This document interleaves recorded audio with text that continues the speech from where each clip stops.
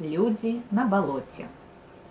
Усё лета перад хатай чарнушкаў ціха грэлася на сонцы маладзенькая, з тонкім, як дубец, камлём рабіна. Ніхто ў куранях бадай не заўважыў, калі і хто пасадзіў яе. Не бачылі, як трэба яе і тады, калі яна красавіцкай раніцай апранулася ў лёгкае празрыста-зялёнае плацце з кволых, рэзных лісточкаў. Дні за днямі цікаўна, але нясмела глядзела яна на вуліцу, на ўсіх, хто праходзіў міма, сціплая, непрыкметная, за нязграбным плотам, блізка ад вялікіх дрэў.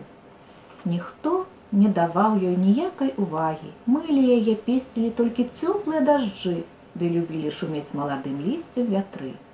Людзі ж яе як бы не заўважалі, спачатку таму, што проста не прыкмецілі, а потым таму, што непрыкметна прывыклі. Як тая рабіна, цвіла ў гэтае лета Ганна.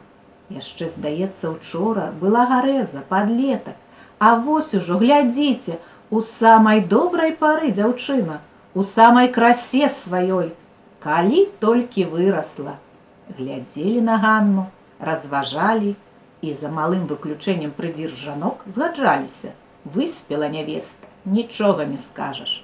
Часам пры гэтых гаворках, асабліва жанкі, успаміналі Ганніну маці-нябожчыцу.